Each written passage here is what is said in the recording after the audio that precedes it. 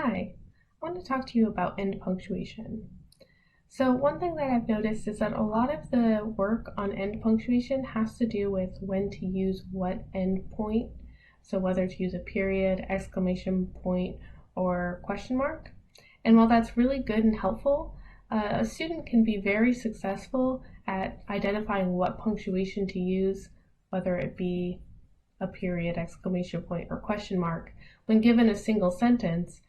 But then when they go to do their own writing, oftentimes I see that students leave out punctuation altogether. So this is an example of student writing, and you'll notice it doesn't have any end marks at all. There's no periods or exclamation points or question marks. And so I want to walk through this and just think about where the periods need to go in order to make this a functional paragraph. So to start with, let's just read it. And without any end marks, you'll notice that reading it doesn't quite have the regular flow that you would expect in writing. So just reading this, it says, I believe that schools do not put enough effort into making healthy lunches for many of us parents. We are trusting the schools to feed our children during the day. Schools teach students to eat 5 servings of fruits and vegetables daily, but then my kids come to me saying they only ate pizza and Doritos. We can do better to practice what we preach by giving our kids lots of healthy options. Besides, vegetables are not as expensive as many meat and dairy products. So you'll notice that that kind of lacked flow. It didn't have the regular cadence of somebody speaking, because when you talk, especially when you're explaining something as you are in a lot of writing, you leave room for pauses and breaths and you end complete thoughts.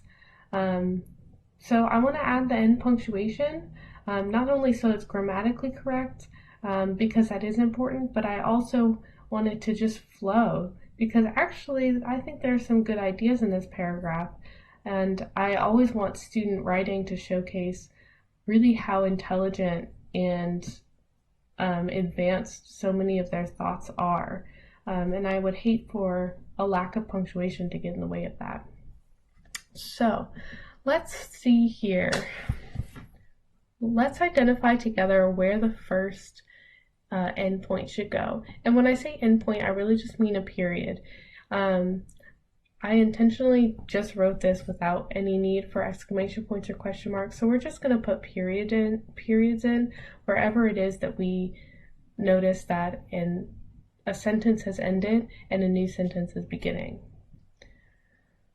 So to start, it says, I believe that schools do not put enough effort into making healthy lunches for many of us parents. Okay, I'm thinking that the first endpoint is going to go after lunches and before 4. And the reason I think that is because this whole first part before that period that I just put in is a full sentence. It says, I believe that schools do not put enough effort into making healthy lunches. That's one whole sentence. When it starts over at for many of us parents, it's starting over with a new subject. It's starting to talk about somebody new and what they're doing, when the sentence before is talking about schools and what they're doing. So a good indication that you have a new sentence is when your subject changes. We changed from schools to parents. And so I'm going to put a period right there. And then I'm also going to make sure that that F is capitalized, because whenever we start a new sentence, we want to start with a capital letter. So instead of a lowercase f, I'll make that a capital F. So now let's start with 4. For many of us parents, we are trusting the schools to feed our children during the day. Schools teach students to eat 5 servings of fruits and vegetables daily. Okay, let's pause. I noticed that it shifted subjects. It says, for many of us parents, we are trusting that the schools to feed our children during the day. Oh, just notice that schools is lacking a C. Okay. That's talking about the parents.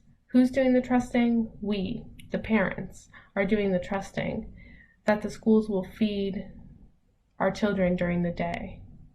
And then that seems to be an end point, because after that it shifts to talk about schools and the schools teaching students. So I'm going to go ahead and put a period right there, and I'm putting them in red just so they're really visible. But obviously, if I was writing, I would just write the period in as I go. And so then I turn that S into a capital S.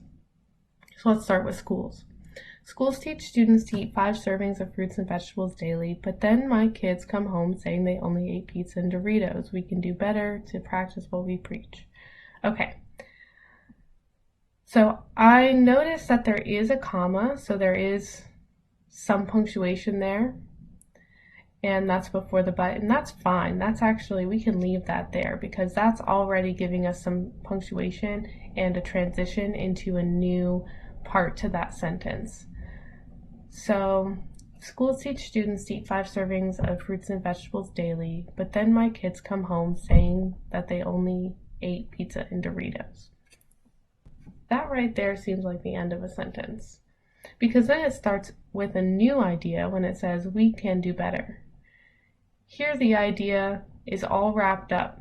The idea that the kids come home saying that they only ate pizza and Doritos, that's the end of an idea, and we've transitioned into a new thought.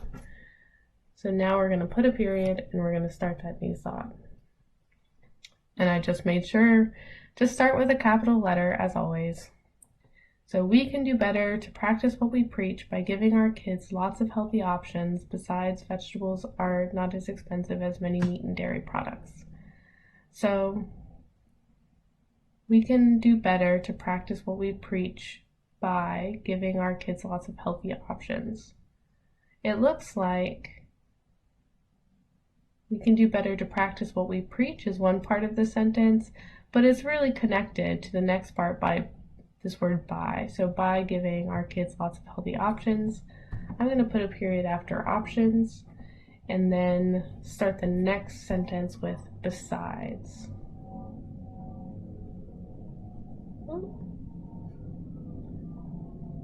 Excuse me as I'm having trouble drawing this. Okay, whoa! Alright, it's a little funky, but it's okay. So it says, besides, vegetables are not as expensive as many meat and dairy products. And then at the end of that last sentence, we obviously need a period because it's the very end of the paragraph, it's the end of the sentence as well. So you'll notice that sometimes the periods end up, or any end mark, because the end marks could also be exclamation points or question marks. Sometimes they end up at the end of a line, but not always. And there are plenty of lines that don't have a period at the end. And a lot of times the periods end up in the middle of a line. It's not really about ending one line and going on to the next line on the piece of paper. It's about making the sentence, ending the sentence and transitioning to a new sentence. So let me read this now. It says, I believe that schools do not put enough effort into making healthy lunches. For many of us parents, we are trusting the students to feed our children during the day. Schools teach students to eat 5 servings of fruits and vegetables daily, but then my kids come home saying they only ate pizza and Doritos. We can do better to practice what we preach by giving our kids lots of healthy options. Besides, vegetables are not as expensive as many meat and dairy products. So you'll notice that I paused at each of those end marks, and I let that thought sink in before beginning a new thought. That's exactly what you want a reader to do. And now it makes a lot more sense and actually is a pretty good paragraph. So it's your turn. Try writing a paragraph. Just make sure that you put those endpoints. And if you can, put them in as you go. It's a lot easier to notice when you're transitioning a thought while you're doing the writing than to try to go back and put them in later. So as you're writing, just make sure that whenever you end a thought, just put a period and begin the new thought with a capital letter to show that you're starting a new sentence.